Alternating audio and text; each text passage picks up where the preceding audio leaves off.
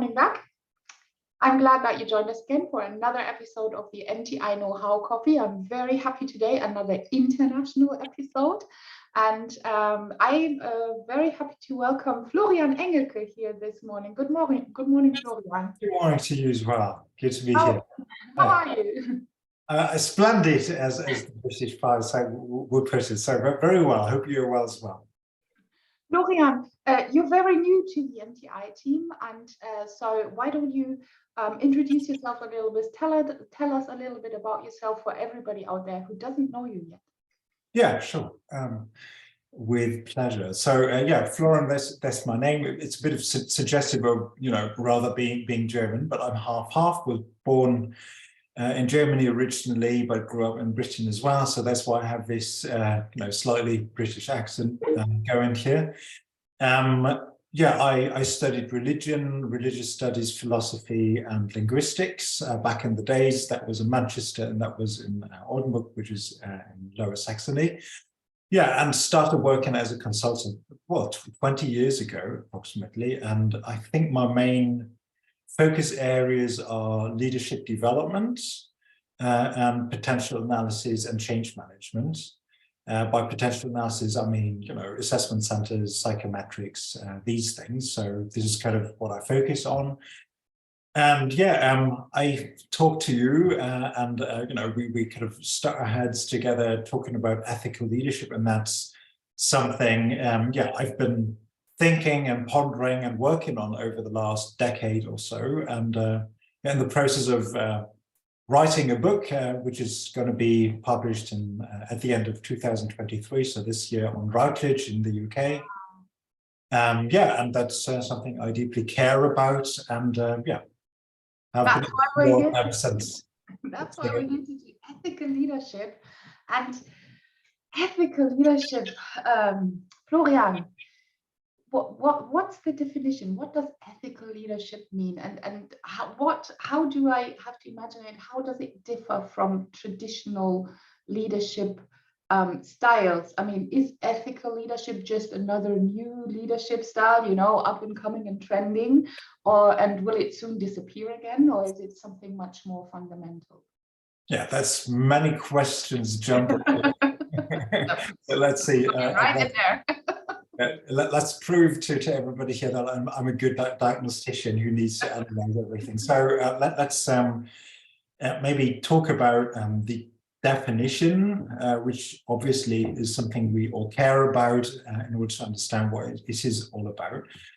So I think one could try to define ethical leadership as demonstrating appropriate and thoughtful conduct inside and outside the office and the workplace, respecting ethical beliefs and values. So it's a lot about values, and being motivated by, say, the dignity and rights of others, right? So it's got a lot to do with dignity, which is a big and vast term right there. So that might be a difference, but then I'm not all about as a person, okay, this is a distinct difference if you compare it with this and that. So if you take a look at positive psychology, obviously it's about values as well. If you talk about more democratic approach or laissez-faire back in the 70s and 80s, certainly there are parallels as well. I do not believe it's a trending thing. I personally don't care that much about trends anyway. I'm more interested in, say, more fundamental questions, which are sort of not susceptible to change necessarily. And ethics has been around since thousands of years. I think the most apparent parallel and association might be Greek philosophers like Sophocles and Aristoteles and Socrates and all that. But it's always been around, right? So for thousands of years. So I think it's a very fundamental question of who we are as people and where we want to go as a society, and also as leaders within the corporate world. So I think it has been around and will stick around for quite a while as well. Yeah, I noticed that as well when I was reading up on the topic, because I wasn't I heard ethical leadership, of course, but I wasn't really quite familiar with the ins and outs. And while I was reading up, I noticed that the topic is not new, as you say. Ethics has been around forever, you know, but I noticed that it kind of started coming into the workplace and into the organizations, I think as early as 2014, like studies that I found and articles. So it's been around for a while. I mean, they've been doing studies, but I have the feeling that right now, you know, 2023, it's becoming a lot more important or more popular. Is that the right word? Why do you think that is? Yeah, I mean, it has been around for quite a while, that's right. And if you, let's say, take a look at, say, the leadership discussion, you will realize it's been discussed for decades, right? So started in the 70s and the 80s. Many a time it's directly connected with codes of conduct within organizations. Compliance is directly linked to ethical leadership. So do the right thing. I mean, that's one of the most fundamental questions of ethical leadership. So what is right and how do I go forward? But you're right, and I'd like to confirm that in the last 2, 3, 4 years, probably, it's been re-emerging, which is definitely not the reason why I started considering myself with it. As I said, you know, we've been working on this for ages now. But during the pandemic, for instance, there has been a lot of research that was conducted and carried out, for instance, by an institute called Ethisphere. Can highly recommend that. They have been publishing ethical reports, and they give kind of awards to particularly ethical companies, and they have been doing this for 16 years now. And they did research over the last 3 to 4 years, and they found that people are particularly tuned in, and I'd say, caring when it comes to an ethical or unethical, you know, culture within the organization. And Ethisphere, for instance, they have, you know, data of about 2 million, 2.5 million employee responses. So they can basically conduct demographic analyses, but also generation-oriented analyses. And they found, and that's intriguing, I think, that Gen Z employees, you know, they flag things quite often. They are hesitant quite often because they feel frustrated that nothing will happen anyway. Right, as a consequence, when there is misconduct such as sexual harassment and misconduct, or, you know, lack of fairness and all that. So there is hesitation, but at the same time, there is a very, very strong focus on ethical leadership and the relevancy of it. So that's key, and that's one of the key findings of one of the reports published by Ethisphere. To make it a little bit more easy to grasp for our viewers, or for me, because I still don't really have a grasp on it, are there certain criteria that define ethical leadership, or maybe like key characteristics of ethical leadership? Can you give us some examples so that, you know, it makes it a little bit more tangible? Yes. Well, so one correct characteristic, and then that's something, let's say a pillar we developed in our books, is that, well, basically is a combination of love and leadership. Mm-hmm. So anything you do has an impact on other people, right? And their dignity. And when people come from a place of love, which is not necessarily self-centered and, you know, driving own benefits, etc., but always, you know, empathize with the other side, for instance, that's a key, let's say, pillar in ethical leadership. Ethical leadership has always, let's say, a transcendent aspect to it. What I mean by this is a strong belief and all the consequence and consistency when it comes to following a certain North Star. So by transcendence, I mean, okay, if I take this and that decision, what does it mean in the long run? So what kind of repercussions will there be on the team? What kind of repercussions will there be on society? A third column, which is key from our point of view, is the capacity of dealing with dilemmas. You will always, have, let's say, typical dilemmas like, okay, it's going to be difficult anyway. There will be people complaining, or this will have an impeding effect on the reputation of the organization, or anything. You have to be able to weigh these dilemmas, but always, with or from an ethical vantage point, which takes society, future generations, long-term perspectives, etc., into consideration. Plus, also to make decisions which are not necessarily advantageous for you as a leader. What I mean by this is, so let's say you work for an organization, and if you analyze things and you think about the output of the organization, the culture of the organization, the strategy of the organization, and maybe the lack of willingness to fundamentally change, then this might also mean that you move on, right? Because the organization clearly does not produce anything good for humankind, right? So taking disadvantages for the greater good decisions is also a key. So acting from a place of love, kind of having this North Star, thinking long-term, that's key. And certainly, kind of taking decisions which are unpopular for you as well, and the capacity of dealing with dilemmas. That's kind of ethical at core, so to speak. That's an interesting thing, because that's very fundamental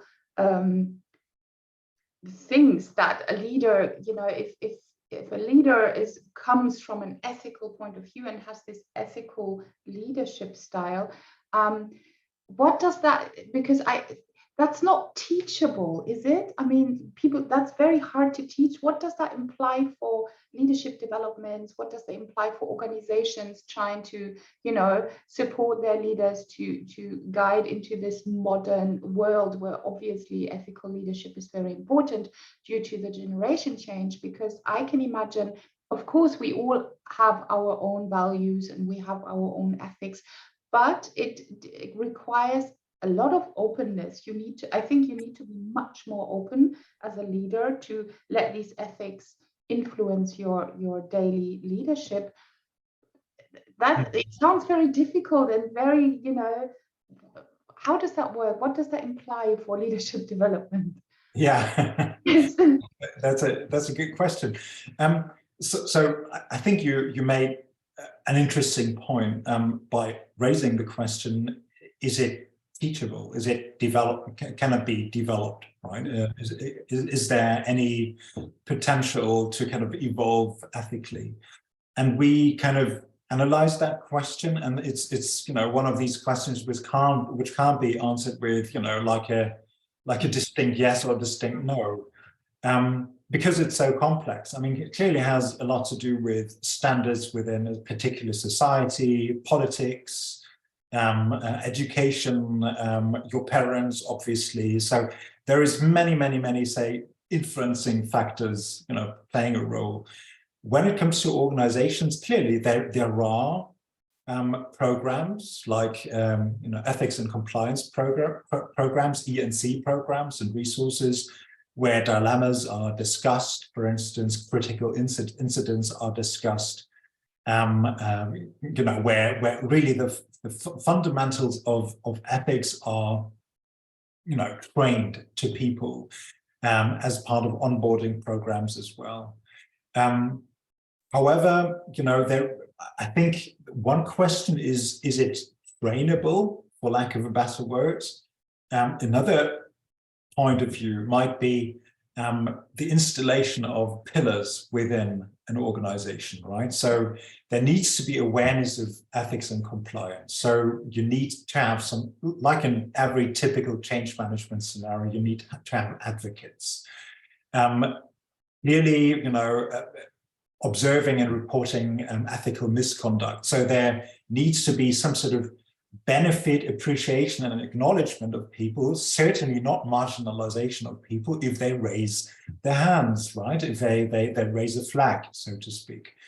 Another pillar should be, the pressure to compromise standards to meet goals. So some standards just don't make sense, and they are obsolete, and they need to be questioned, right? And another pillar might be, perceptions of values and priorities among peers and the environment. So if it's a perfectly normal thing within an organization to say, hey, this is something great you did, or it's great that you raised that flag, or that you criticized something, or that you had the courage to speak up in a meeting where there is no psychological safety, or where there is someone particularly domineering, or where somebody doesn't dare to question a certain strategy and all that. It's great that you had the courage to raise that point. Then it's a normal thing, right? So the perception of values and priorities among peers and the environment is another pillar. So it can be taught, it can be trained in E&C programs, and it in fact is being done right now that we speak in organizations. And on the other hand, you need to have this framework as in pillars within the organization, which need to be kind of reiterated over and over again, so that it's a normal thing to do. Yeah. A follow-up question there, because every company, I mean, having ethics and putting them on your website, and having a guideline, that's one thing, and every company can do that. But I think the important thing that you raise here is that it's lived in the organization, that it's not just, business ethics on a poster or on our website, but that we have leaders who live this and carry this into the organization and into their teams. Does that require rethinking or different criteria of picking our leaders or the people to put in leadership positions, different personalities than maybe in the past? Yeah, we dedicate, kind of one chapter to the question of assessment and evaluation and recruitment of personnel and of leaders and development of leaders within organizations. And we take a look, for instance, at aspects like courage, right? So courage to speak up, to help others, to support others, but also to question things, but in a constructive way. We clearly challenge, you can do this in semi-structured interviews or competency-based interview techniques, for instance, that you focus and zoom in on courage, or you zoom in on values which go beyond, generic things like fairness and team spirit and all these things. And then you kind of drill down. You can take a look at, say, ambiguous situations where you want to find out about, okay, what kind of ethical rationale has somebody applied in order to resolve this issue, right? So you can beautifully do this in a competency-based interview approaches, for instance. So yes, I would say indeed, it is an approach. It is relevant for the reputation of organizations. There is a lot of research that was done on ethical KPIs. There is one who has an interesting term. It's return on ethics, the ROE. And basically, it's a metric that gauges the ethical maturity level of an organization. And it's very, say, beneficial consequences that will come to fruition when you take these things seriously, basically. That's good. That's already answered one of my questions. Like, is it measurable? How can organizations, measure the effectiveness of ethical leadership? When we think about, we just said that it's not enough to just have ethics. You need to lead, you need to put it in the organization, you need to pick the right leaders, you need to enable them with certain trainings. how important, in your opinion, is this? I mean, what are some risks or consequences organization might face that fail to prioritize this ethical behavior of their leaders or their employees in the future? I mean, there is a plethora of examples where companies went down the drain, because people didn't dare to speak up. It was not a speak up culture. In fact, that's a real term these days, and where things just got very, very difficult. Or if you read the news on a regular basis, I don't want to name any examples here, but where there is fraud within the organization, right? I mean, probably we all think of some organizations coming from different countries that sort of went through these difficulties.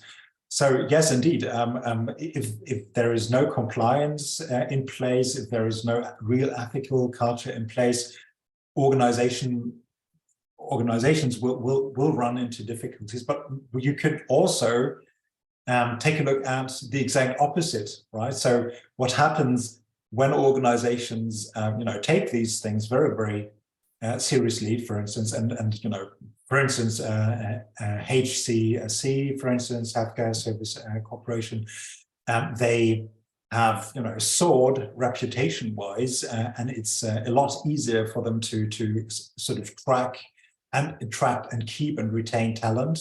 Hewlett-Packard is another organization that got awarded as an ethical company, I think 5 times already, if I recall correctly.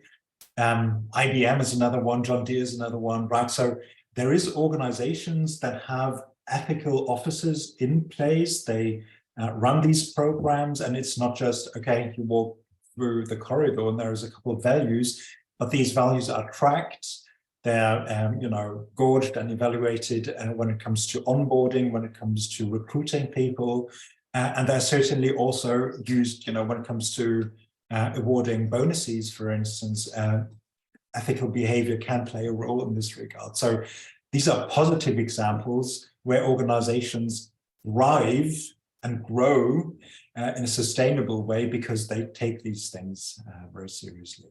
Yeah. Sustainable is the keyword. I think it kind of also pays into this social sustainability. I think organizations who do put priority on their ethics and creating this ethical kind of culture in everything they do and everything their people do, they can just kind of contribute to a more responsible working world. Mm-hmm. So that's the organization as a whole.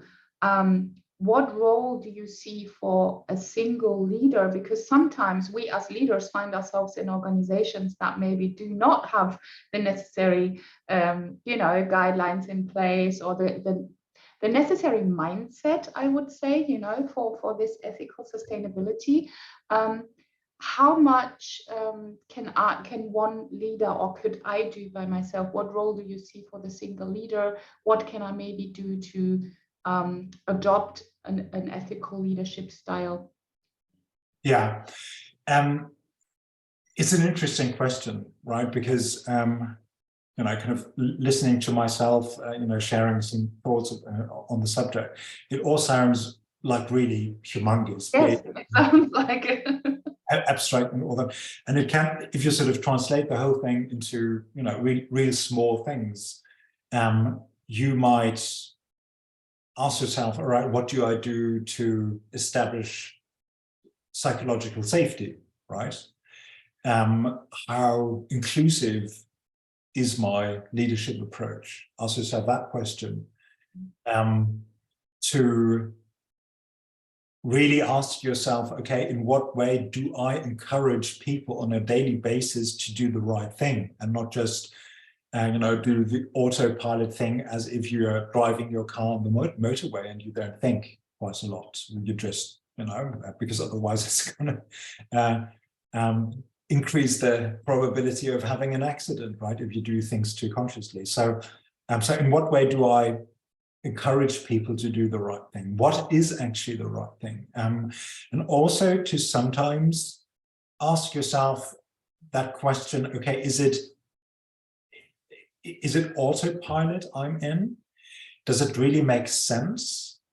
I know it's a bit of a, frequently used concept or word, in other words, but purpose, what is my purpose? And does this job actually provide me with purpose, as a deeper purpose, right? Not just to pay your bills and know things and processes by heart, and because you are very used to it and you can kind of predict how things develop within the workplace. Is it still purposeful, right? In a deeper sense. So I think leadership, to me, is, I mean, it's nothing new, but it can be a very deep thing, and to kind of give guidance and steer your department into a certain direction, but also when it comes to the way people interact and what kind of culture you establish within, this network you're responsible for. And sometimes, I'm just very frank and open about this, if you realize that you cannot identify with the strategy and with the, say, actualization of that strategy of a certain corporation, it also means to let go or to reject and to say, this is it, and I think I'm going to move on, which is a difficult thing. So that's some examples how you can sort of transfer that into the daily leadership work, from my point of view. Very, very interesting. We're at the end already. I think it's a very, very large topic that we could talk about forever, but we have to finish up now. Thank you very much, Florian. Florian, is there some sort of, your book is coming out at the end of the year, if that's okay for you, if you would like to be notified when the book comes out, just send us an email here. You'll find a link at the bottom of our video. We'll put you on the list, and then you'll get a notification once Florian publishes his book. Very interesting topic. If you would like to know more about ethical leadership, how it can transform your organization, your leaders, and create a more responsible working world, you're more than welcome to contact us. Florian will be open to speak with you, I think, about it. And that's, my last words, Florian, from your side to the people out there. Any last words, any recommendations, a tip? Yeah, no, I think it was an awesome conversation. Thank you very much, Florian. I really enjoyed it. I hope we could kind of give some impetus, on thinking and kind of, delving into the topic of ethical leadership for some of you. Thanks a lot. I appreciate it, and reach out anytime. It's going to be a pleasure for me. Wow. Thank you very much for listening. We'll see each other again next week in the next episode of the MTI KnowHow Coffee. Have a great day and a great weekend. Bye. Bye.